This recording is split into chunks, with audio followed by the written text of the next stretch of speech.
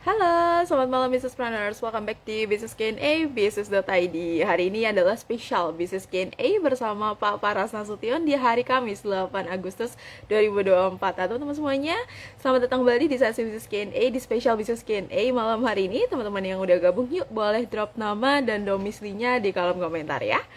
Oke teman-teman semuanya, mengingatkan kembali malam hari ini spesial Business Q&A akan ditemani oleh Pak Paras Nasution nih teman-teman semuanya. Kita akan bahas seputar distribusi nih teman-teman semuanya. So teman-teman yang udah gabung, yuk boleh drop nama dan domisilinya di kolom komentar sebelum Pak Paras bergabung. Jadi kita bisa saling kenalan nih sama teman-teman yang hadir hari ini di sesi Business Q&A malam hari ini. Sebelum kita mulai, di sini pasti ada business planners yang belum kenal dengan Business.id atau baru follow medsosnya Business.id dan belum tahu nih program-program apa saja sih yang disediakan oleh Business.id. Kita kenalan dulu yuk. Business.id merupakan platform belajar bisnis dan interaksi langsung dari expert di bidangnya. Teman-teman bisa belajar dengan mengikuti kelas-kelas berbayar kita di aplikasi atau websitenya Business.id. Saat ini kita ada 12 kelas, yang mana cukup satu kali investasi aja dan materinya sudah bisa diakses lo seumur hidup tanpa tambahan biaya lainnya. Jadi jangan lupa untuk download aplikasi Business.id di Play Store ataupun App Store secara gratis, karena teman-teman juga bisa akses video pembelajaran gratis dari sesi Business Forum loh. Selain itu, Business Planners juga bisa ikut kegiatan pembelajaran gratis lainnya dari Business.id, seperti Business Q&A di malam hari ini, yang biasanya diadakan sebanyak 2 kali dalam 1 minggu, di hari Senin bersama Pak Bas dan di hari Rabu bersama Pak Budi Isman. Di jam yang sama ya teman-teman semuanya, di 19.45 sampai jam 20.45 malam nih. Atau teman-teman kalau ada kegiatan spesial Business Q&A seperti malam hari ini, teman-teman bisa cek jadwalnya di Instagram Business.id ya. Nah, atau teman-teman bisa ikut kegiatan Business Forum juga nih yang diselenggarakan via Zoom. Business Forum akan balik lagi di hari Sabtu, 10 Agustus 2024. Business Forum ini akan berbagi insight nih seputar order masuk 10 langkah supaya konsumennya nggak kabur. Bersama Pak Paras Nasution ya, yang merupakan Sales and Operation Expert yang sudah berpengalaman selama 25 tahun di banyak multinational company. Dalam sesi Business Forum ini, teman-teman akan mempelajari 10 langkah utama saat order masuk supaya closingan dan pastinya customernya nggak kabur nih teman-teman semuanya. Dan yang nggak mau ketinggalan sesi Business Forum ini, teman-teman bisa daftar sekarang dengan klik link di bio Instagramnya Business.id di menu daftar Business Forum, atau teman-teman bisa cek ke feed Instagramnya Business.id, ada flyer Business Forum juga. Teman-teman bisa cek untuk daftar di feed tersebut. Nah, Business.id juga punya program offline nih yang bisa bantu membenahi bisnis Anda, terutama di bidang penjualan dan manajemen logistik sekaligus operation dalam bisnisnya, yaitu program Sales and Operational Masterclass. Dalam Sales and Operational Masterclass, Business Planners bisa memetakan juga mendiagnosis fungsi penjualan, logistik, dan distribusi untuk selanjutnya diperbaiki agar bisnisnya lebih profitable, sustainable, and growing. Sales and Operation Masterclass akan membantu Anda membenahi sales dan operational bisnis yang menggunakan 10 langkah operation bisnis nih, dan nantinya teman-teman akan mempelajari 3 modul utama dalam Sales and Operation Masterclass ini, yaitu Sales and Operation, lalu ada Distribution, dan Logistik. Nantinya Sales and Operation Masterclass akan dipandu langsung oleh Pak Paras Nasution yang merupakan Sales and Operation Expert yang sudah berpengalaman selama 25 tahun di banyak multinational company seperti Procter & Gamble, Coca-Cola, Matil, Axis, dan masih banyak lainnya. Beliau juga merupakan seorang founder dari 3 lokal bisnis di Indonesia dan mensupport 5 lokal bisnis di Indonesia juga loh teman-teman semuanya. Catat tanggalnya, Sales and Operation Masterclass akan diselenggarakan pada tanggal 26 sampai 27 Agustus 2024 di Hotel Grand Rohan Yogyakarta. Jadi teman-teman yang ada di sekitar Jogja bisa gabung ya di sesi Sales and Operation Masterclass di batch kali ini nih. Oke, teman-teman yang mau daftar untuk ikut Sales and Operation Masterclass bisa langsung daftarkan diri dengan klik link di bio Instagramnya Business.id di menu Sales and Operation Masterclass, atau teman-teman bisa cek ke feed Instagramnya Business.id untuk detailnya ya. Oke, kita coba untuk undang Pak Paras ya bergabung di sesi Business Q&A malam hari ini. Sambil kita tungguin Pak Parasnya bergabung, teman-teman boleh yuk drop nama dan untuk Pak Paras bergabung. Oke. Halo, selamat malam Pak Paras. Selamat malam Raisa. Malam-malam. Pak, apa kabarnya Pak? Alhamdulillah baik, sehat, segar. Alhamdulillah ya ya Pak, harus semangat, harus seger ya Pak selalu karena kita mau selalu mensupport, mensemangati teman-teman businessplanners lewat pembelajaran di bisnis.id ya Pak. Jadi kita harus tetap semangat ketemu teman-teman businessplanners di malam hari ini. Oke Pak Paras, kemarin ya Pak di hari Senin dan Selasa lebih tepatnya kita ketemu juga nih teman-teman di sesi workshop SBM Advance. Nah sebelum kita buka bisnis scan malam hari ini, boleh nggak nih Pak ceritain dulu serunya gimana sih Pak sesi workshop SBM Advance kemarin di hari Senin dan Selasa kemarin nih bersama Pak Budi, juga ada Pak Paras juga yang bergabung nih untuk membantu teman-teman yang lainnya. Iya, terima kasih Reza. Selamat malam teman-teman yang bergabung di sini. Eh, Kemarin 2 hari ya tepatnya, dan memang SBM itu Smart Business Map itu adalah modul ya, workshop yang rutin kita lakukan setahun tuh kalau nggak salah 3 kali ya kita Reza ya. 3 kali, ada sekitar 4. Suara saya jelas nggak ya? Suaranya jelas Pak, sudah aman sekali. Kurang lebih kemarin ada sekitar 40 peserta ya, 40 lebih peserta yang ikut, hampir 50. Dan yang seru kemarin, bukan seru sebenarnya, yang unik kemarin itu nggak ada satupun fashion ya. Biasanya fashion itu agak banyak yang ikutan. Kemarin dari berbagai industri, ada dari food and beverage gitu ya. Ada kemarin dari Jogja juga tuh Mas Nizar, apa namanya, Importa. Dia distribusi, importer dan distribusi atau produsen untuk furniture gitu ya. Ada juga yang industrinya benang, ada komputer, ada macam-macam, dan peserta juga beragam ya. Dari Makassar itu kemarin banyak yang bisnisnya ini, Reza, apa tuh namanya, laundry ya gitu kan, laundry. Terus kemudian dari Batam tuh ada komputer. Jadi lumayan. Dan kemarin karena gini, karena kalau si peserta SBM ini gitu ya, biasanya mereka punya PR yang baru menyadari gitu ketika ikut, terus dituntun dengan 12 langkah mengenai bisnis gitu kan ya. Nah, di tengah-tengah itu mereka baru oh iya ya, oh iya gitu. jadi ketika di sesi-sesi non formal pun kita mendapati mereka banyak mengatakan, iya nanti ini jadi PR, kita harus pulang, kita revisi lagi, jangan-jangan kita harus merubah bisnis model kita, jangan-jangan gitu kan, kalau kita melakukan ini dan itu gitu. Jadi karena itu sifatnya framework bisnis gitu ya, 12 pertanyaan yang harus kita jawab dalam berbisnis, dan sifatnya sangat fundamental. Ya alhamdulillah pesertanya juga lumayan aktif semua gitu ya, jadi bermanfaat gitu. Dari Padang kemarin ada juga, terus kemudian dari mana lagi ya, Jakarta juga banyak gitu ya. Jadi dari Bandung juga biasa selalu ada. Nah, jadi buat teman-teman mungkin yang belum pernah bergabung, mungkin ya suatu saat bisa bergabung. Saya rasa itu bermanfaat lah buat kita yang untuk merenungi bisnis kita. Walaupun bisnis kita udah jalan gitu ya, untuk merenungi bisnis kita. Karena jangan-jangan kategori bisnis kita gitu ya. Hal yang biasanya banyak menjadi pertanyaan atau diskusi gini nih. Bisnis kita ini sekarang kategorinya apa sih?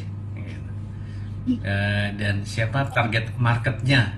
Nah itu yang, karena mungkin ketika memang banyak teman-teman yang berbisnis kan ya, biasanya memang ada semangat berbisnis, pengen bikin ini, jalan aja dulu, dan memang kenyataannya lebih banyak kayak gitu, dan nggak ada yang salah dengan itu gitu ya. Saya suka pempek, jadi saya pengen berbisnis pempek, ya nggak ada masalah gitu kan ya. Nah ketika mulai membesar gitu ya dalam perjalanannya, apakah ini perlu pempeknya berubah atau bertambah gitu kan ya, atau namanya diganti dan segala macam, itulah gunanya ikut SBM tadi gitu ya. Yang seru juga biasanya nih selalu ya kalau SBM itu, karena itu kan dari end to end, ketika membahas soal organisasi gitu. Pertanyaan paling banyak biasanya mengenai orang. Tim saya kayaknya gitu-gitu aja gitu, atau kalau kita ngerekrut dari luar apa dari dalam membesarkan orang kan gitu. Ada manajer diperlukan nih, orang dari dalam aja atau ambil dari luar. Nah, gitu. Untuk pertanyaan yang sering juga kayak kemarin, nanti sudah kita training, kita edukasi, diambil kompetitor gitu. Nah pertanyaan-pertanyaan mendasar yang biasanya selalu ada. Dan seperti biasa kalau SBM juga kan Pak Mas Baskoro berbagi mengenai ya basic value creation, kalau kemarin saya juga membahas mengenai distribusi sedikit lah ya, dan mungkin malam ini juga ya. Sebenarnya kan kalau Q&A ini kita bebas tanya apa aja lah ya, ngobrol apa aja nih dalam waktu 1 jam ini. Tapi kalau nggak ada yang nanya, ya kita ngobrol soal distribusi lah gitu ya. Distribusi tepat sasaran kurang lebih gitu. Nah gitu Yes. Reza. Mungkin Oke. seru banget memang, itu Yes. salah satu yang seru karena biasanya kalau SBM juga satu lagi, semuanya kita datang dari Pak Budi, Mas Koro, saya, Pak Iskandar, kemarin juga ada Pak Saleh ya gitu, ikutan. Di luar tentunya Taufan, jadi komplit. Yang gengnya komplit kalau ada workshop tuh ya memang SBM. Di luar mungkin nanti kalau yang sifatnya camp ya gitu. Yes.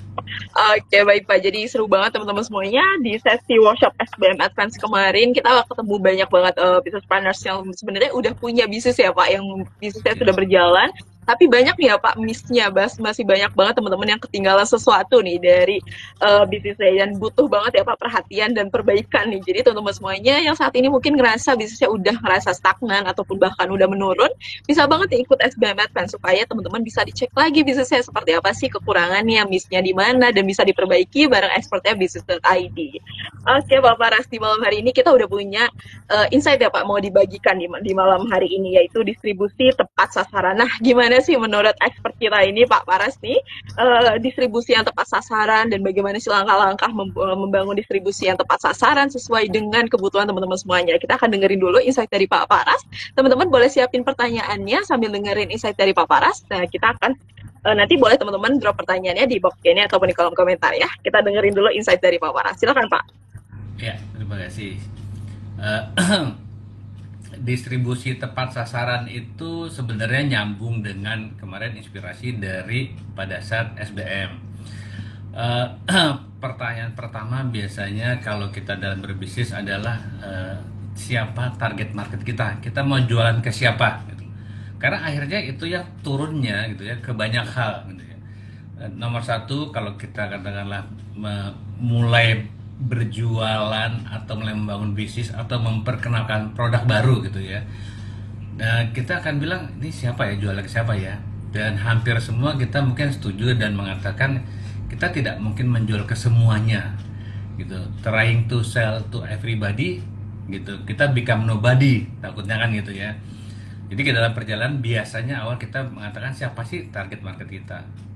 Makanya ada pendalaman biasanya secara psikografis, demografis gitu ya, behaviornya harus kita kenal.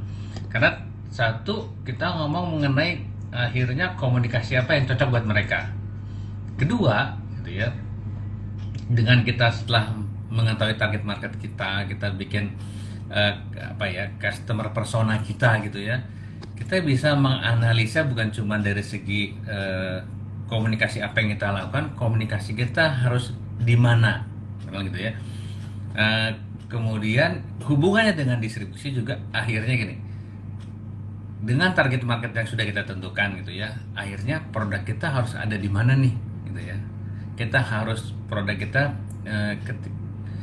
apakah harus ada secara offline, secara online gitu ya, secara kita mau live selling, apapun itu pilihan. Dan pilihan itu kan soalnya banyak gitu ya. Dan ini baik sifat bisnisnya jasa maupun produk B2C maupun B2B ya sama aja gitu loh. Jadi semuanya pada dasarnya ditentukan siapa sih target market kita. Nah, waktu gini, saya lupa ya tahunnya berapa, saya pernah ikut training, saya pernah dikirim training waktu saya masih aktif di Coca-Cola. Kita ngebahas mengenai namanya consumer cluster activity.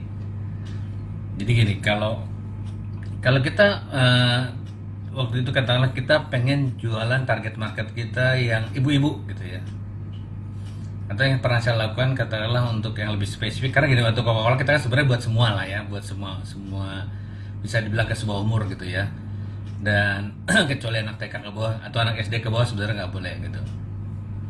Kalau kita bilang misalnya ibu-ibu, sekarang kalau ibu-ibu ini usia berapa, behavior seperti apa, yang kita lakukan di consumer cluster activity itu dari mulai bangun pagi seorang ibu-ibu itu ya, jadi dia aktivitasnya ngapain gitu kan. Dia aktivitasnya adalah pergi menyiapkan sarapan, kemudian mungkin ada yang mengantarkan sekolah, terus kemudian dia tungguin anaknya di sekolah. Setelah anaknya sekolah, mungkin dia jalan sama ibu-ibu lainnya biasanya kan. Apakah nunggu di kantin atau mungkin jalan-jalan, hangout bareng, ketemu di terus biasanya cari tempat makan, gitu kan, nongkrong di tempat makan, jemput lagi, baru pulang lagi, kemudian setelah pulang apakah dia naik motor, apakah dia naik mobil, dia isi bensin atau tidak gitu ya. Dan aktivitasnya jadi dari pagi sampai malam itu kita petakan ya. Ini katalah ibu-ibu. Terus kemudian kalau remaja kurang lebih aktivitasnya seperti apa, kalau bapak-bapak seperti apa. Nah, semakin dalam kita membuat aktivitasnya gitu ya, semakin kita mengerti bahwa oh, karena dia akan pergi ke tempat hangout dekat sekolahan dan dia akan nungguin anak di sekolahan, sehingga produk kita harus ada di sekolahan kan gitu. Nah, kemudian tempat hangout ibu-ibu di dekat sekolahan tuh apa sih, di mana sih, kan kurang lebih gitu. Nah, sehingga kita juga harus ada di sana produk kita. Kemudian kalau dia naik motor atau naik mobil, dia pasti ngisi bensin. Perlu nggak kita ada di pom bensin kan gitu ya. Nah, kalau dia di rumah gitu ya, kalau mau belanja yang dekat di rumah, dia mungkin di perumahan tuh ada apa? Ada toko Madura kah kan gitu, ada Indomaret kah, ada Alfamart kah kan gitu. Nah, jadi memang pemetaannya awalnya dari siapa customer kita. Nah, customer kita ini yang kemudian kita terjemahkan tadi, selain komunikasinya, key message-nya untuk marketing, buat distribusi adalah kita perlu ada di mana.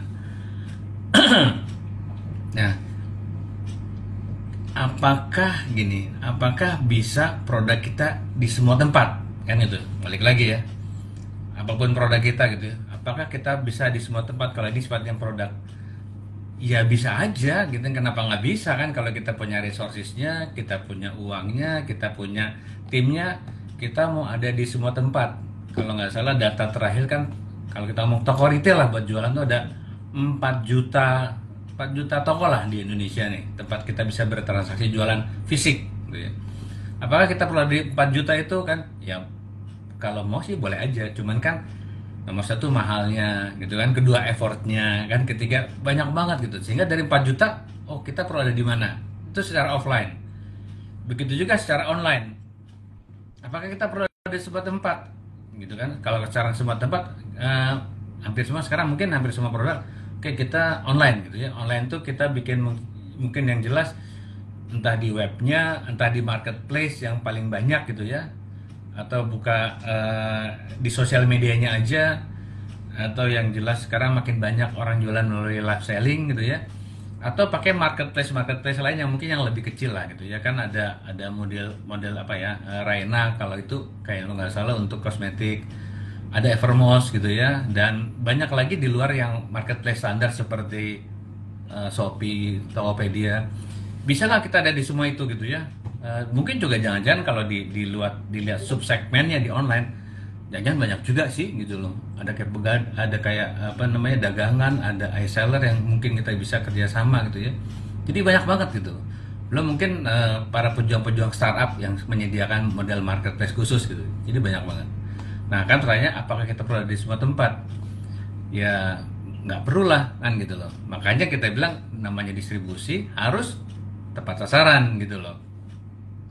Tepat sasarannya adalah ya, tergantung lagi produk kita apa, target marketnya siapa, sehingga kita ada di mana.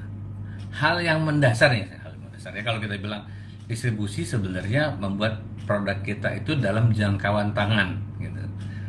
Jadi itu mungkin kayak filsafatnya lah, dalam jangkauan tangan. Jadi kita mau butuh produk gitu ya, dapat tuh produk kan gitu.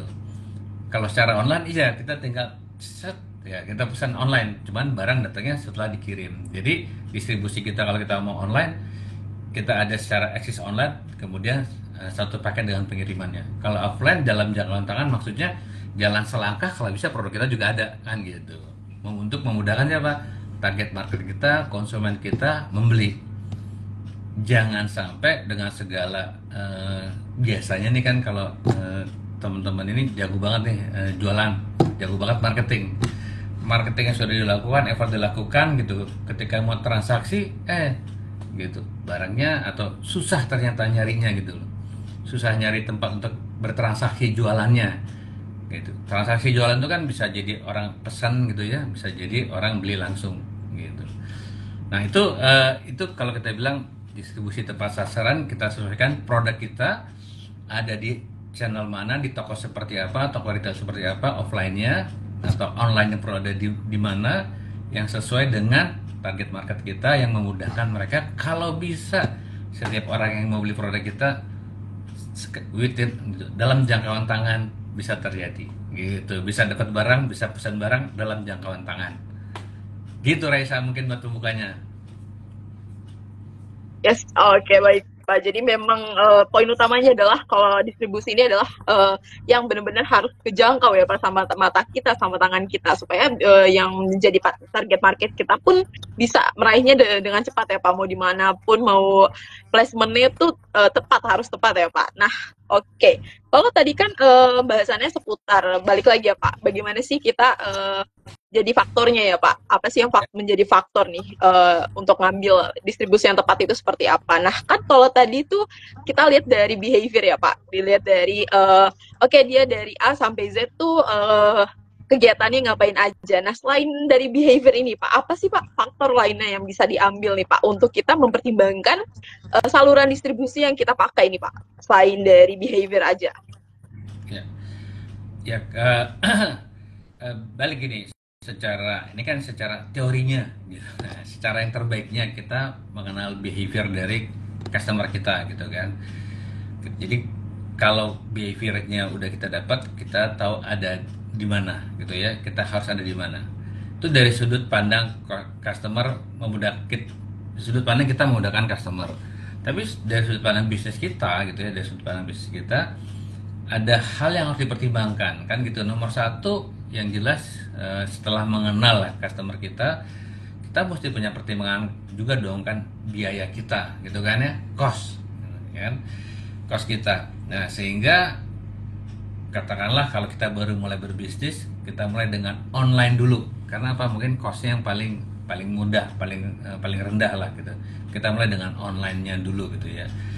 Dibilang rendah juga mungkin enggak, karena biaya berbisnis di online juga sebenarnya ya ada juga kan, mahal juga, terutama ketika kita menggunakan iklan gitu kan.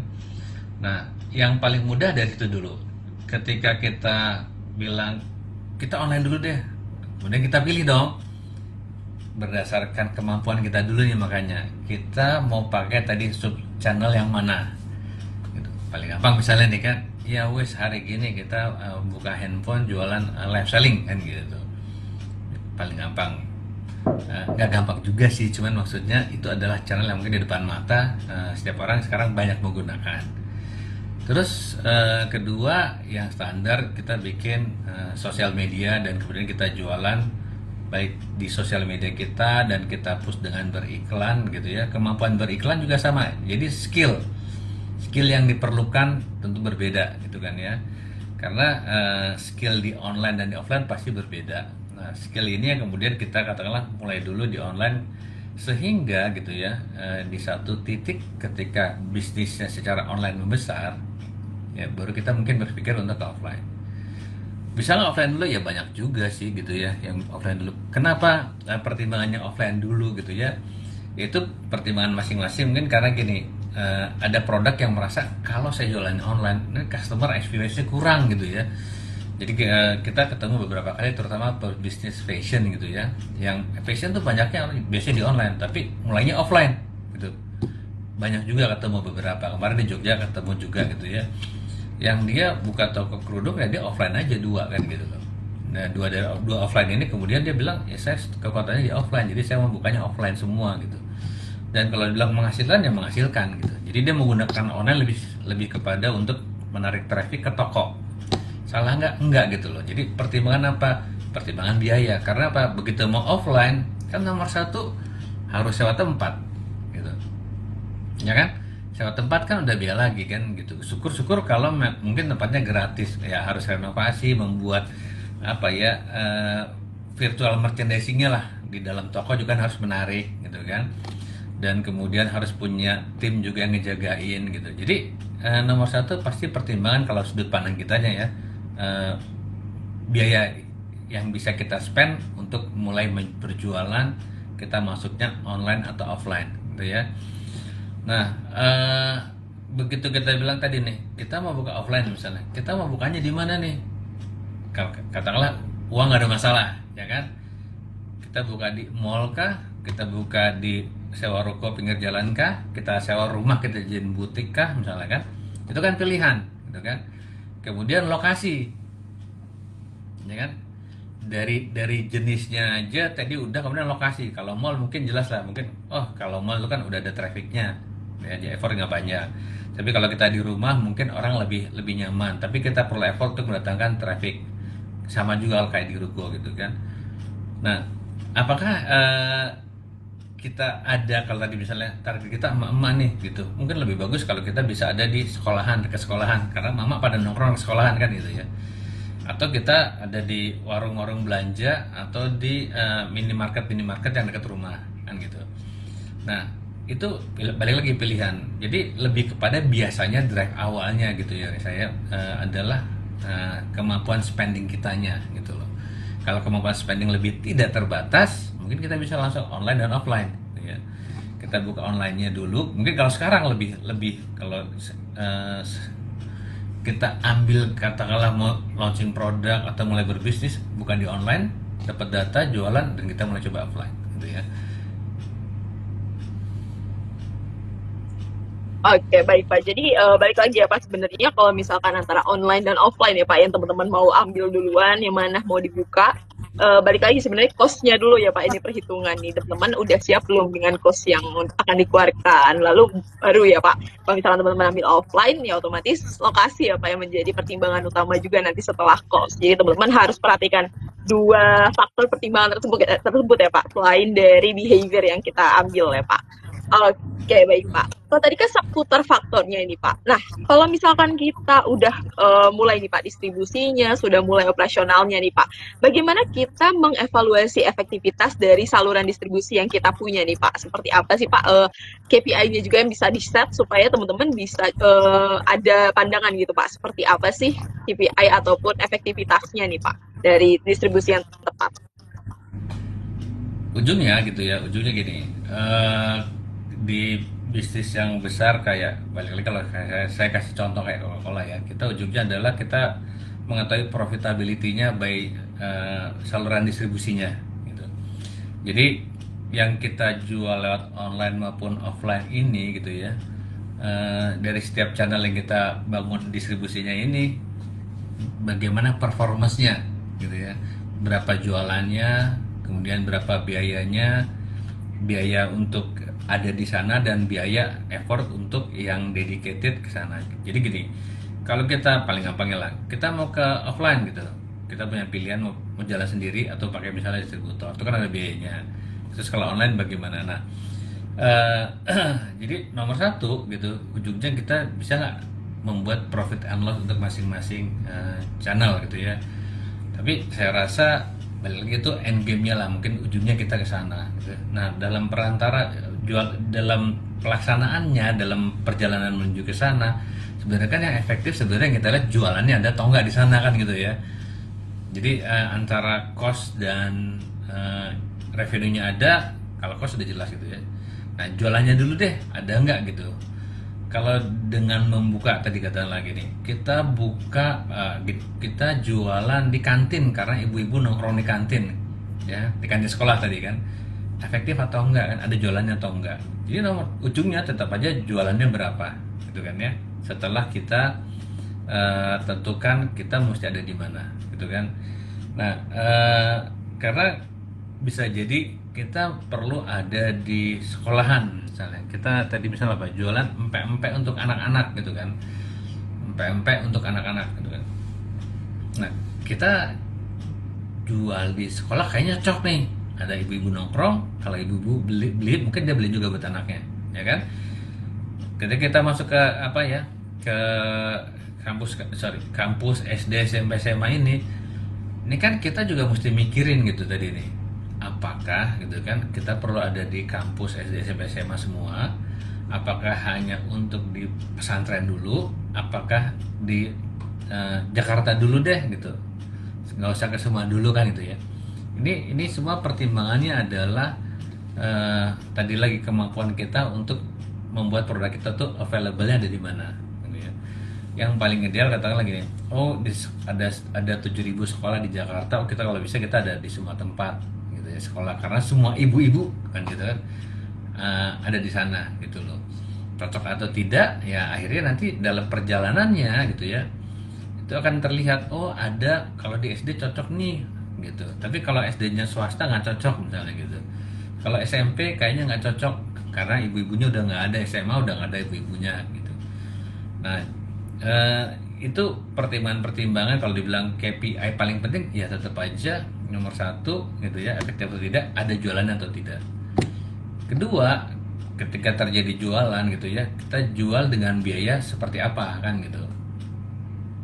Apakah biayanya, kok ada balon? Eh, Ada apakah filter tadi biayanya, Pak sebenarnya. Oke, oke.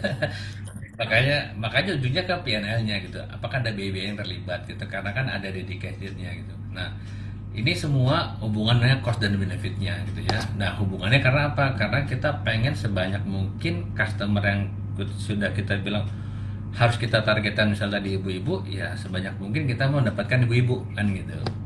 Nah, yang membatasi nomor satu biasanya effort dari kita, kemampuan kita untuk mempenetrasi gitu. Itu kalau kita ngomong offline. Kalau online kan ya mungkin sekarang bisa standar basic, orang orang bikin sosmednya, orang kemudian jualan di push dengan iklannya, kemudian ada di marketplace lah.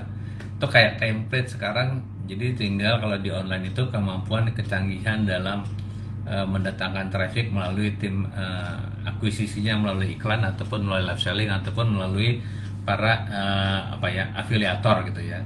Itu udah kayak template lah gitu. Nah, ini menjangkau lebih luas gitu ya. Kalau yang offline lebih terbatas gitu, lebih terbatas sampai kemampuan kita untuk membuat ini lebih luas lagi.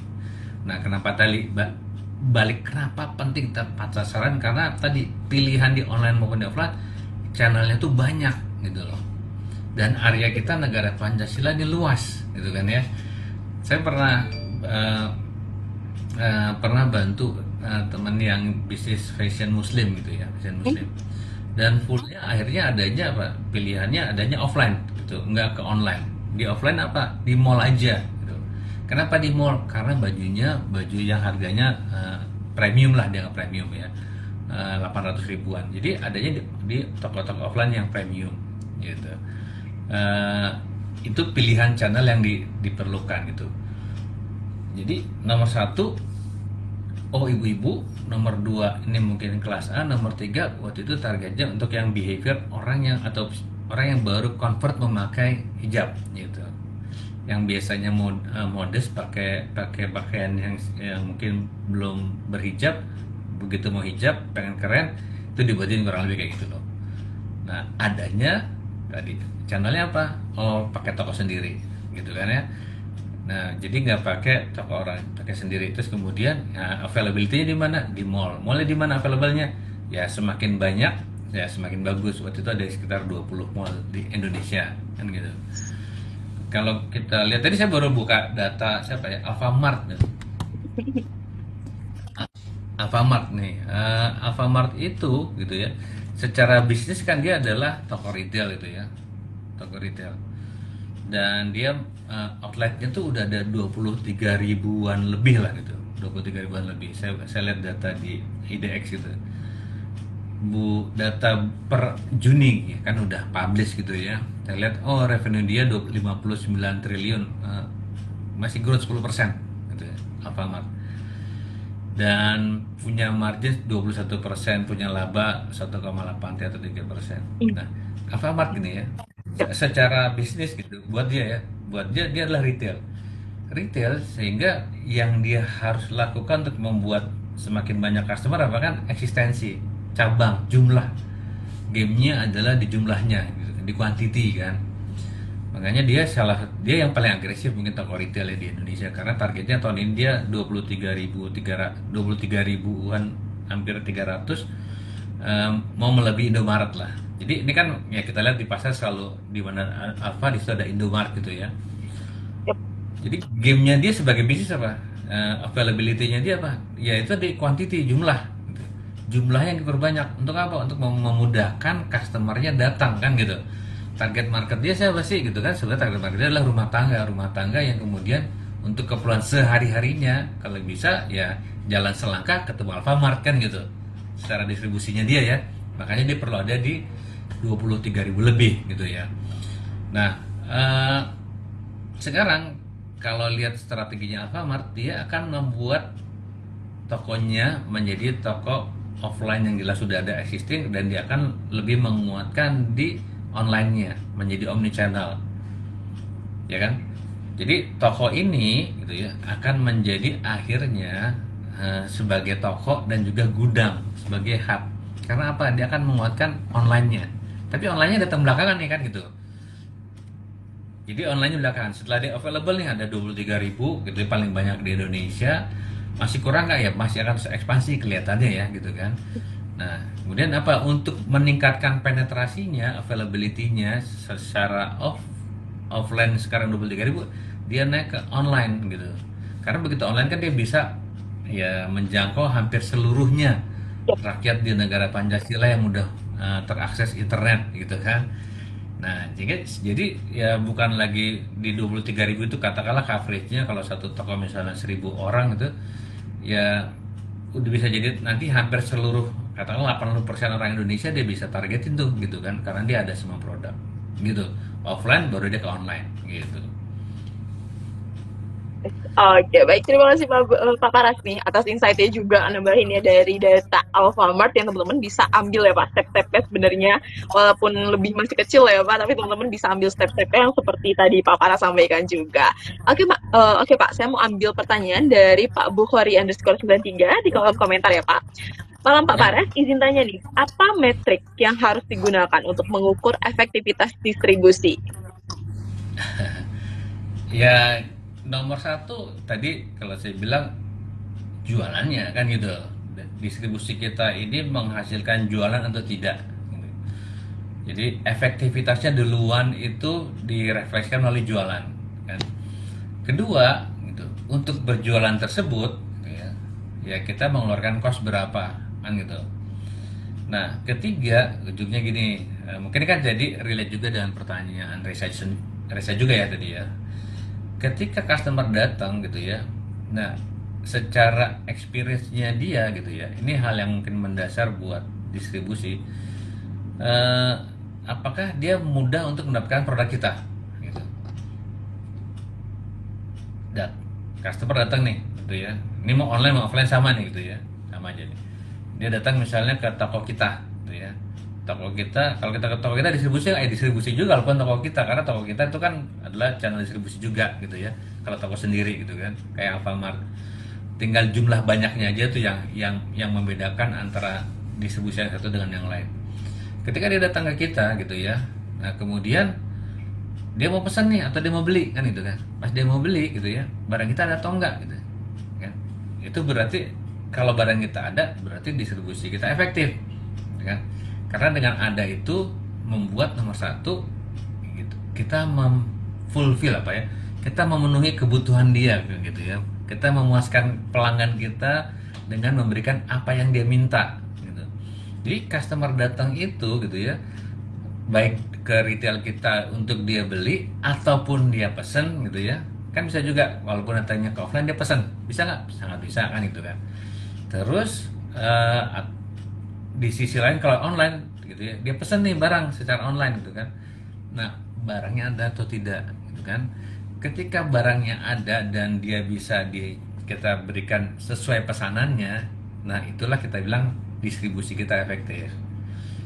Kalau kita punya misalnya katakanlah 10 toko gitu ya, 10 toko baik toko kita maupun kayak Alfamart lah, kita punya 20.000 toko misalnya gitu ya. Kemudian orang datang ke kita nih gitu dengan segala investment kita membuat produk kita available di mana-mana gitu kan ya. Apakah ada masih orang yang datang nggak kebagian produk kan gitu, ya kan?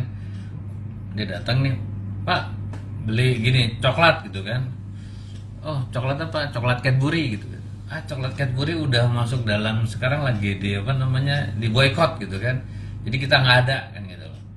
Nah, konsumen ngecewa atau tidak? Ada yang ngecewa, mungkin ada yang enggak kan gitu. Tapi ketika Pak datang mau beli apa, Silver Queen gitu kan. Nah, Silver Queen harus ada kan gitu.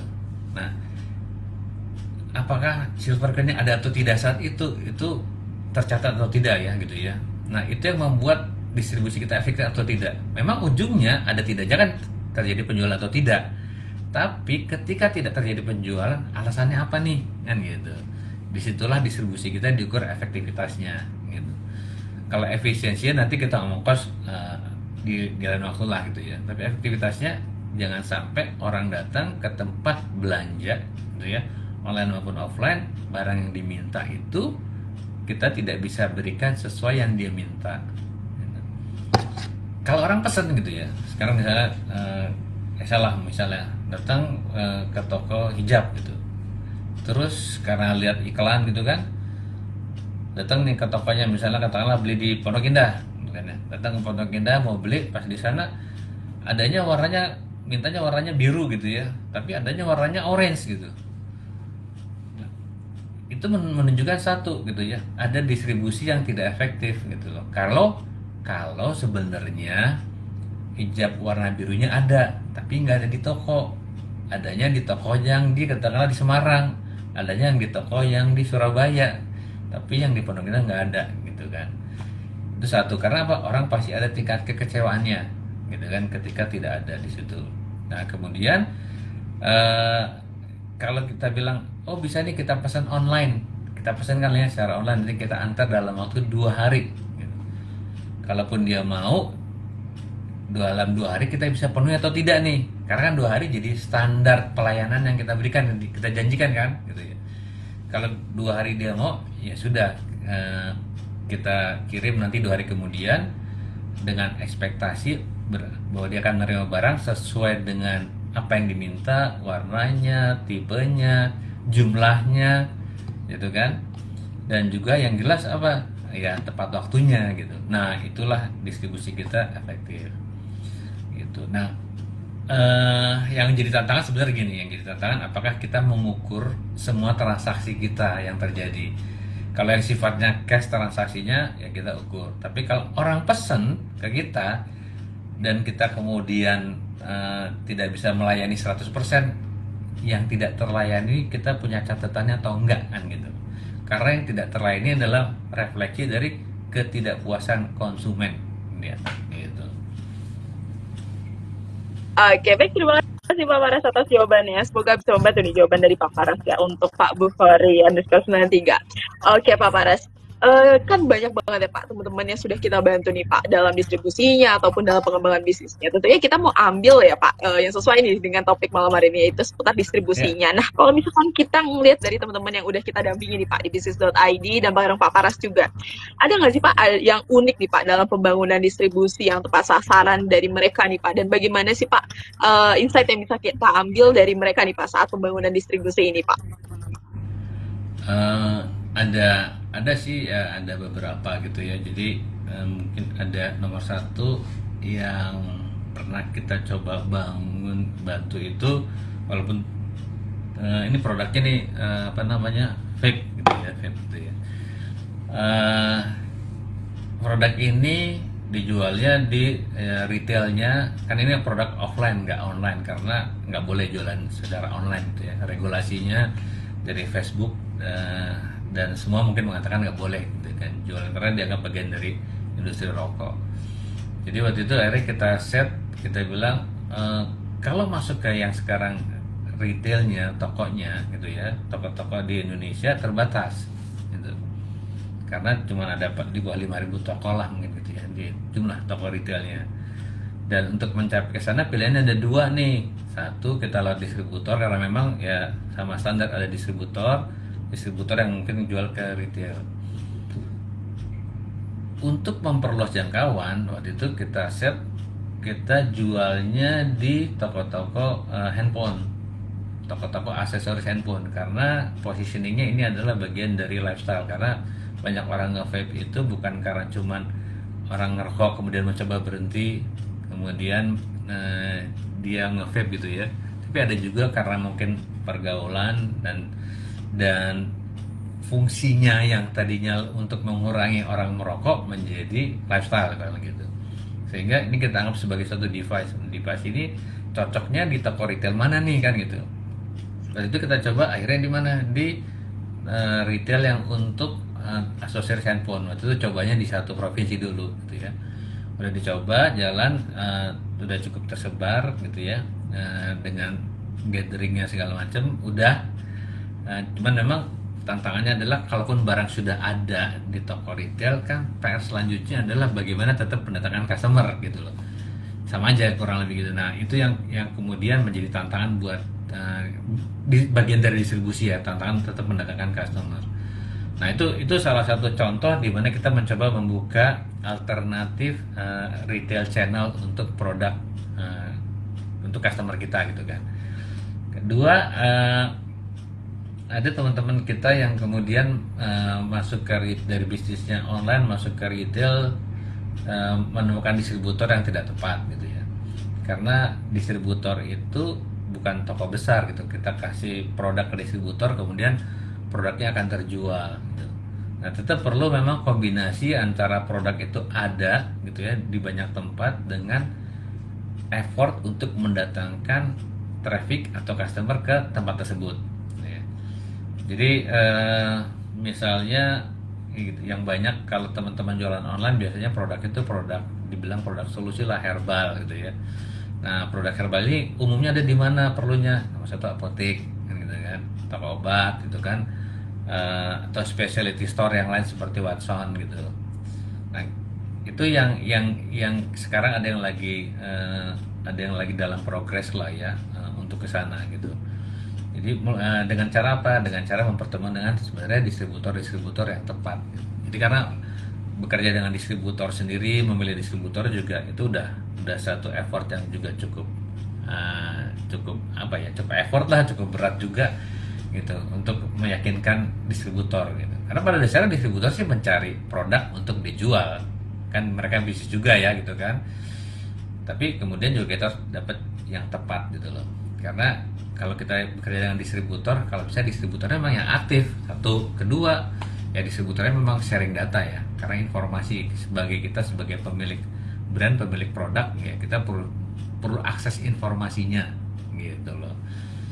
Nah kurang lebih gitu yang dari beberapa yang sudah kita bantu. Karena balik lagi ini semua gitu harus produk kita apa, target market kita, yang kita pikirin adalah tepat sasaran. Karena begitu banyak pilihan portfolionya gitu, portfolio channel yang bisa kita masukin online maupun offline gitu. Yes, oke. Terima kasih Pak Paras. Tentunya ini seru banget ya teman-teman semuanya. Kita punya sebenarnya Pak banyak ya cerita ya Pak tentang pembangunan distribusi dan pembangunan lainnya yang tentunya seru banget ya Pak untuk didengar. Tapi kalau misalnya kita ceritain satu-satu tentunya panjang banget dan gak cukup ya Pak di malam hari ini. Nah, tentunya teman-teman semuanya pembangunan atau penciptaan distribusi ini akan dipelajari lebih dalam nih di Sales and Operational Masterclass. Nah Pak, boleh nggak nih Pak di spill sedikit nih Pak? Nantinya belajarnya nih Pak di Sales and Operational Masterclass ini, pembelajaran distribusinya itu seperti apa, bahasnya seperti apa, perkaitannya bagaimana nih Pak, dan langkah-langkahnya yang mungkin bisa di spill sedikit dulu nih Pak buat teman-teman yang mau gabung nanti di Sales and Operational Masterclass. Selamat. Ya, jadi nomor satu gitu ya, kita mulai dengan pemilihan sales channel kita gitu ya. Karena sebenarnya di Operation Masterclass ini nanti kita ngomong ada 10 langkah lah kalau saya samarikan yang harus kita set dari mulai pemilihan sales channel yang tepat sampai kepada handling untuk customer delivery-nya. Itu meliputi tadi ada pembentukan sales team-nya, kemudian distribusinya perlu seperti apa. Jadi gini, kalau kita masing-masing nanti udah punya membentuk sales channelnya ya. Sales channel itu artinya gini, kita mau offline mau online. Tadi nih offline-nya kita mau masuk kemana, online mau masuk kemana. Nah, kita ngomong distribusinya ini kan setup gitu ya, setup untuk kita masuk ke sana. Apakah kita mau pakai distributor, kita mau secara direct, apa kita bisa kerja dengan third party logistik. Jadi salesman-nya dari kita, tapi delivery-nya dari logistiknya dari distributor gitu ya, atau kita mau direct gitu ya. Itu salah satu route to market yang bisa kita set gitu kan. Nah, jadi dalam memilih gitu ya, saya lebih banyak mungkin membahas nanti di kelas itu distribusi dengan distributor ya, karena rata-rata kebanyakan teman-teman ini sudah jago jualan online, mungkin lebih banyak yang butuh sharing atau insight mengenai distribusi secara offline. Kalau teman-teman yang bisnisnya offline kemudian ekspansi ke distribusi secara online, itu mungkin lebih mudah lah mungkin itu ya. Nah, apa aja yang harus diperhatikan nanti ke sana? Nomor satu diantaranya pricing gitu ya. Jadi kalau nanti di kelas itu yang coba saya set up adalah sekarang produknya apa, kalau dijual secara online berapa, reseller ke berapa, sehingga untuk kalau ke distribusi seperti apa. Karena cara mainnya beda nih, jualan pricing kita secara online dan offline gitu. Nah, jadi itu diantaranya kalau kita ngomong distribusinya. Dan kemudian juga nanti saya akan share, kalau ini lagi dikumpulin lagi, mudah-mudahan nembus 200 nih, 200 nama distributor yang ada di Indonesia. Nanti saya share di sana lah buat yang mau yang mau connect dengan distributor. Ya, sebenarnya secara basic cari di Google juga mungkin ada sih gitu loh. Cuman ini database yang kalau nanti mudah-mudahan dapat 200-nya ya nanti saya share di sana. Oke, baik Pak. Jadi teman-teman semuanya udah di-spill ya sedikit nih materi yang akan dibahas sama Pak Paras seputar distribusi. Tentunya masih ada sales and operation, juga logistik ya Pak yang akan dibahas nih di sales and operation masterclass. Tentunya nggak mau kita spill lebih lanjut ya Pak, karena nanti jadi kebongkar semua nih dan teman-teman belum tahu nih apa aja nanti yang akan dipelajari di sales and operation masterclass. Jadi teman-teman yang masih penasaran banget dan mau lebih belajar lebih dalam seputar sales and operation, logistik ataupun distribusi, atau mau membenahi bisnisnya, bisa banget ya bergabung di sales and operation masterclass di tanggal 26 sampai 27 Agustus 2024 di Grand Rohan, Jakarta nih. Jadi teman-teman, kita akan belajar seputar sales and operation, logistik, dan sampai distribusi nih. Jadi teman-teman gak perlu khawatir, nantinya akan dipandu langsung oleh Pak Paras Nasution yang sudah berpengalaman selama 25 tahun di banyak multinational company. Ya, teman-teman semuanya, kita akan belajar bareng expert yang berpengalaman, langsung nantinya ada praktik juga ya Pak, bareng teman-teman lainnya juga di sesi di program ini juga. Oke Pak, balik ya Pak, sebelum kita tutup nih Pak, saya mau tanya satu pertanyaan lagi nih Pak. Apa sih Pak yang akan teman-teman hadapi? Problem apa sih Pak yang teman-teman nih akan sering jumpai saat membangun atau menciptakan distribusi yang tepat sasaran? Karena tentunya teman-teman tuh kan kadang udah online udah berani ya Pak, tapi pas offline distribusinya nih suka terhambat ya, dan banyak banget nih tantangannya. Nah, apa aja sih Pak yang akan teman-teman hadapi nih Pak saat membangun distribusi yang tepat sasaran? Ya, kalau dari pengalaman nih gitu ya, pengalaman kemarin terakhir waktu kita yang lagi camp di Jogja tuh ya, kita lagi camp di Jogja, ada salah satu peserta juga yang kemudian dia sudah mulai produknya udah didistribusikan gitu ya, didistribusikan sendiri gitu ya dengan bangun tim. Tapi selama beberapa bulan kemudian ternyata produknya retur semua, balik semua gitu loh. Nah, nggak terjual gitu ya, nggak terjual karena ada beberapa hal waktu itu ya. Nah, ini memang tantangan karena sekali lagi jadi banyak gitu ya. Nomor satu tadi makanya setup pricingnya gitu ya, pricing antara kalau jualannya online dan offline jadi agak beda ya. Kalau orang datang ke Alfamart gitu ya, nah, sekali belanja mungkin bawa uangnya sekitar berapa, 70.000. Kalau barangnya harganya di online misalnya 90.000, mau coba dijual di situ kan jadi nggak cocok gitu loh. Itu salah satunya. Kedua, pemilihan distributornya. Kalau mau pakai distributor, kalau saya sih selalu menyarankan memang kalau baru mau mulai kita setup aja dulu tim untuk tahu, kita dapat insight langsung pengalamannya. Kita misalnya mau masuk apotek, kita bangun tim untuk jual apotek. Kalau udah dapat pengalaman, jadi kita punya bayangan ketika kita kemudian mencari distributor, katakanlah kalau apotek PBF, kita udah bisa ngobrol gitu loh, karena kita udah punya insight mengenai produk kita. Nah, ketika produknya pun akhirnya diterima mau masuk ya, jadi mencari partner distributor juga ini tantangan gitu. Karena kita perlu effort, walaupun mereka butuh kita, ya kita harus meyakinkan juga gitu ya. Dan kemudian setelah jalan gitu ya, misalnya jalan, nah kita perlu apa aja harus kita siapkan. Satu, kita perlu kontrol distributor kita, eksekusinya sesuai atau tidak dengan yang diharapkan. Jangan sampai nanti produknya itu, kalaupun udah pakai distributor, produknya nggak dibawa tuh sama tim salesman-nya kan, misalnya satu. Kedua, karena ada ya kasus lagi teman kita yang jualannya mungkin sudah penetrasi ke banyak tempat, tapi dia nggak tahu karena nggak dapat informasi dari distributornya kan gitu. Karena distributornya tidak aktif, kalaupun aktif tidak pakai sistem. Kalau nggak pakai sistem, nggak punya informasi yang bisa dibagikan ke kita gitu, sehingga kita action nggak tahu gitu loh. Nah, kita kan produk kita ujung-ujungnya yang harus mengkonsumsikan adalah konsumen akhir gitu loh. Jadi kita perlu pakai distributor itu untuk tahu, oh kita tadi nih, oh kita mau di apotek mana? Seluruh Jawa Barat misalnya kan. Oke, kalau udah sampai apotek seluruh Jawa Barat, jangan sampai konsumen nggak datang kan gitu. Nah, siapakah ya yang harus mendatangkan konsumen ke apotek? Ya kita sebagai pemilik produk, kita sebagai brand. Jadi kita harus menyiapkan juga ke sana. Nah, itu makanya tadi nggak cuman kita kasih ke distributor barangnya, kemudian akan terjual dengan sendirinya. Kalau kita bisnisnya jasa, sama lah gitu. Misalnya apa ya? Dental gitu yang ada sama kita kan, dental. Itu kan jasa ya gitu, bukan jualan produk. Sama distribusinya apa? Distribusinya adalah ya tadi jumlah outlet gitu ya yang diperbanyak kan. Nah sama kan, PR-nya adalah kalaupun barang kita outletnya banyak, tetap ada effort bagaimana mendatangkan customer datang ke kita, bagaimana kita meretain customer, itu bagian dari sales operation-nya kan gitu. Kita masuk teritori mana dulu nih, wilayah mana dulu gitu, itu bagian dari sales operation-nya gitu. Nah itu yang menjadi hal-hal yang perlu dipertimbangkan dan patut dipertimbangkan sebelum membuat keputusan. Jadi modal kerja nomor terakhir mungkin yang paling penting, karena ini yang paling besar. Karena bayangin barang kita misalnya apa ya, kita mau jual pulpen gitu ya. Ini pulpen gitu harganya katakanlah satu memang 1.000 perak, tapi ini kan barang harus ada di distributor, ada stoknya, kemudian di distributor harus ada di toko ya kan.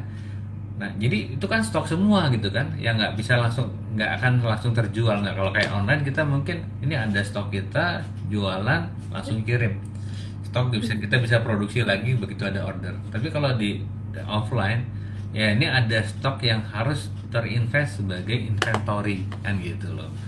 Makanya kalau kita mau distribusi tidak terlepas dari logistiknya gitu.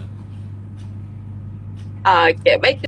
Terima kasih Pak Paras. Saya mau ambil pertanyaan ya Pak dari Pak Fadriko Jesi sebelum kita tutup bisnis Q&A malam hari ini. Pertanyaannya adalah, sepengetahuan Pak Paras nih, apakah bisnis retail sekelas Alfamart mengambil profit margin yang sama setiap daerah atau ada perbedaan nih Pak? Atau seperti ada pertimbangan lainnya nih Pak? Ya, gini. Kalau secara pricing mungkin rasanya kalau Alfamart itu dia setupnya nasional. Secara pricing ya, misalnya dia beli apa ya, ini deh gitu ya, punten kalau contohnya kurang bagus, tapi misalnya ini gitu ya, dia beli nih dari pemilik brandnya, dari pemilik barangnya gitu kan, masuk, kemudian harga jualnya biasanya diserap karena procurementnya tersentral. Nah ada kayak Indomaret itu yang agak berbeda, di mana procurementnya atau fungsi pembeliannya ada yang secara terpusat, ada yang diserahkan kepada DC. Kalau di Indomaret itu mungkin kita suka ngelihat segmen untuk produk UKM lokal, biasanya makanan ya kan. Nah itu kan berarti setiap outlet atau dalam regional DC-nya itu kan bisa ambil produk yang sesuai masing-masing. Jadi belum tentu sama di setiap daerah gitu ya. Ini mereka pasti sangat hati-hati dan mengandalkan kekuatan data, karena net profit marginnya itu kayak Alfamart itu cuma 3% bisnisnya ya. Indomaret itu cuma 1% gitu. Jadi dari 6 bulan kemarin pertama Alfamart jualan 59 triliun, yang jadi profit ya itu cuma 3%. Indomaret malah cuma 1% gitu. Jadi memang ya itu bisnis yang retail yang memang marginnya kecil. Nah dia ngejarnya kan di quantity gitu ya. kalau dibilang tadi apakah di sama setiap daerah sama dia, jadi gini, ada yang sama ada yang tidak. Kenapa tadi kalau kayak Indomaret ada DC-nya boleh jual barang masing-masing. Pertimbangannya apa? Pertimbangan itu lebih kepada lokal, untuk menarik, mengattract lokal komunitasnya gitu. Jadi gini, kan dia jualan space ya, pada dasarnya Alfamart, Indomaret itu kan jualan space terbatas yang mau masuk sana banyak gitu. Nah, sehingga setiap daerah, katakanlah setiap region, setiap authority yang punya authority-nya, apakah di level store manager atau areanya, mereka kan harus mempertanggungjawabkan profit pasti gitu loh. Nah, kalau untuk produk yang masuknya secara nasional mereka tinggal ikutin, tapi kalau mereka boleh secara lokal kayak Indomaret, mereka mencoba memaksimalkan, karena dengan produk lokal tersebut diharapkan ya satu, margin naik gitu loh. Nomor dua, ya orang-orang lokal kan senang ada produk lokal yang masuk di situ kan gitu. Jadi kalau misalnya di Jawa Barat mungkin ada Indomaret yang jualan rengginang gitu kan. Tapi mungkin kalau rengginang dijual di Jawa Timur nggak laku kan gitu. Nah, ini kan lokal yang masing-masing. Tapi rengginangnya itu pasti diharapkan menjadi salah satu driver untuk profitability di tokonya masing-masing. Kurang lebih tuh mungkin Mas Fadri gitu ya. Kalau kita lihat antar retail, balik lagi ya, ada retail model kemarin, karena saya juga baru baca gitu ya, reportnya hardware itu retail juga, tapi kan produknya kan beda, bukan groceries ya kan, dia lebih mahal ya kan, lebih ke lifestyle juga. Kalau hardware kan dia margin lebih tinggi, profit marginnya sampai 10% gitu, sampai 9,7%. Jadi udah kayak produsen lah gitu, kayak brand owner, kayak manufacturing gitu. Nah, kurang lebih gitu Mas Fadri. Oke, baik, terima kasih Pak Paras atas jawabannya. Semoga bisa membantu di jawaban dari Pak Paras ya untuk Pak Fadri Kojis, dan nambah insight juga pastinya buat teman-teman yang lainnya nih seputar detail ya Pak. Bagaimana sih detailnya nih? Jadi teman-teman dapat insight lebih dalam juga. Oke Pak, kita sudah di penghujung dari sesi Business Q&A di malam hari ini. Tapi sebelum kita tutup Pak, mungkin ada pesan penutup nih buat teman-teman semuanya supaya teman-teman yang lagi ngebangun distribusi ini bisa lebih tepat sasaran dan lebih mantap lagi nih Pak, supaya nggak ada drama-drama nih Pak, supaya tetap mantep dan tepat sasaran. Silakan Pak.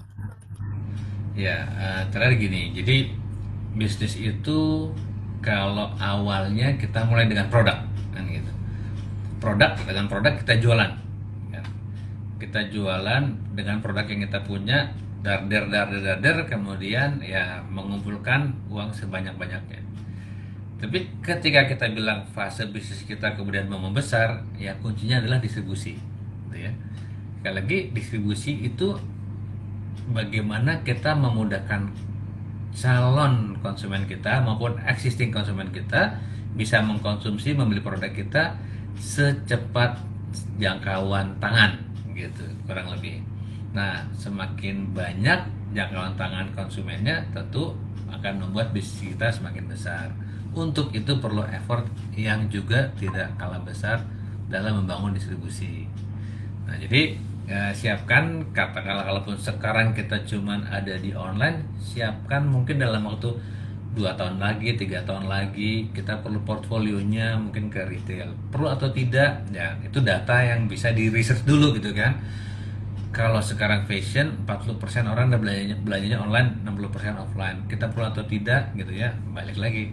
Kalau bisnisnya mau besar, brand yang menjadi besar, menjadi national brand, perlu kombinasi antara online dan offline-nya, kurang lebih gitu. Jadi siapkan untuk bisa membuat distribusi yang harus tepat sasaran gitu.